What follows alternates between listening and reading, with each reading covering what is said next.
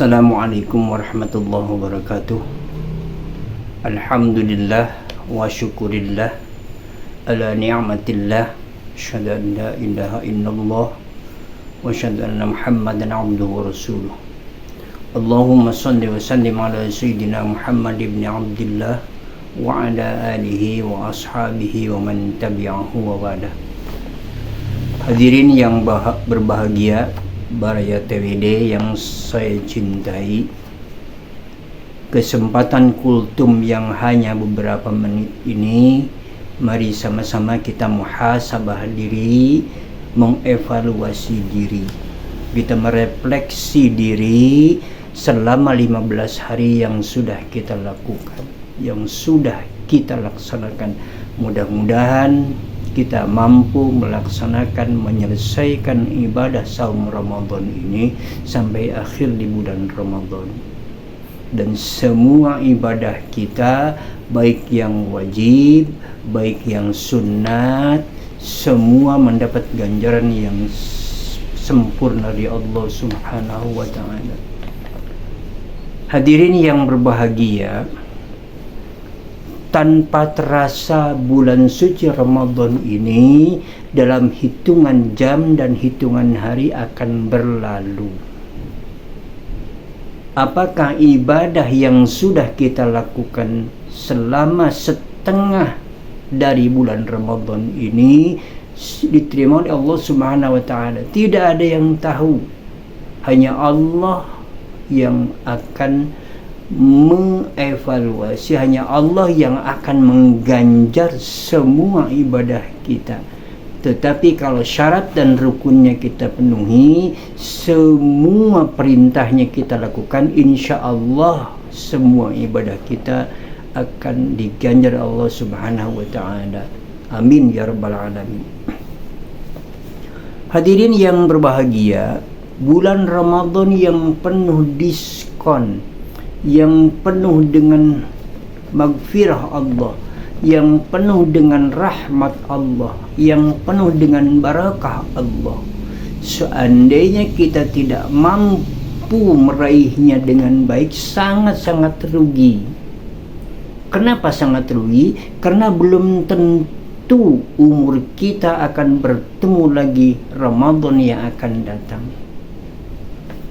Oleh karena itu masih ada 15 hari yang lainnya sebelum berakhirnya Ramadan ini. Mari kita perbaiki ibadah kita kepada Allah. Kita perbanyak ibadah baik yang wajib maupun yang sunat kepada Allah. Mudah-mudahan dengan banyak-banyak ibadah ini menjadi bekal kita mampu bertemu dengan Allah Subhanahu wa ta'ala sesuai dengan janji Rasul. Inda liqa'i rabbi, dua kebahagiaan, dan salah satunya adalah bertemu dengan Allah Subhanahu wa ta'ala. Saya teringat kepada sebuah hadis Rasulullah sallallahu alaihi wasallam, kata Nabi, an Abi Hurairah radhiyallahu anhu, anna Nabi sallallahu alaihi wasallam qala, lamma hadara Ramadan qad ja'akum syahrum mubarakun. Kata Nabi, telah datang yang namanya syahrum mubarakun, bulan yang penuh barokah, bulan yang dipenuhi dengan barakah dari Allah, berbagai macam keberkahan yang kita dapatkan seandainya kita tahu bahwa Ramadan itu merupakan yang sangat-sangat terbaik. Dan saya percaya Baraya pasti hafal dengan hadis ini dan tahu tentang isi hadis ini. Di bulan Ramadan juga diwajibkan, difardukan oleh Allah untuk melaksanakan ibadah puasa. Iftaradallahu alaikum siyamu, iftaradallahu alaikum siyamu, diwajibkan, difardukan kepadamu sekalian untuk melaksanakan ibadah puasa.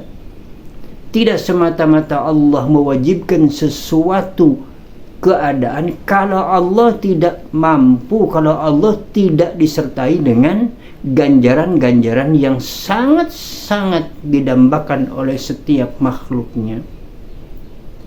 Yang kedua, kata Nabi, watuftahu fi abwabul jannah, dibuka lebar-lebar pada bulan itu semua pintu surga.